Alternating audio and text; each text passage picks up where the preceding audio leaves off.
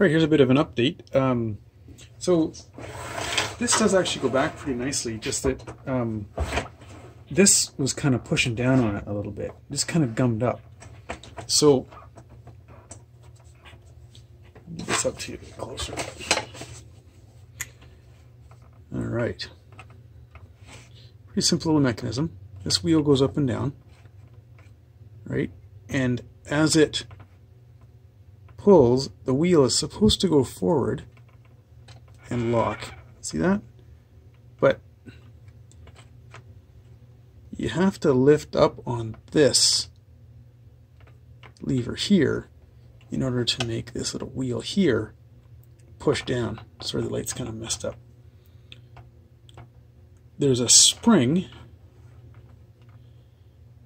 in behind there. Okay. So that spring is in behind this mechanism here. And awesomely enough, the little hole I drilled leads you right to that screw. So we're going to use that same hole. We're going to take that apart, and I'm just going to take that spring out of there. I'm going to stretch it a bit, give it a bit more spring. The spring has sprung. And then, where are we here? This little guy, this little wheel, will connect better. That's better. Will connect better onto this little track. See, this has teeth. This had little teeth at one point, but it's pretty much worn out. And it's supposed to slide along here to lock in place, which it does quite nicely when it works. So if I, yeah, it's pretty far away, you can't really see it. If you lift up on it just a hair, it works, and it works quite nicely. So that's really all I need. And this has lots of spring to it. The reason you're not supposed to pull it out past this red is that if it gets too far and this is locked, oh, that's pretty strong, you've got no way to pull it.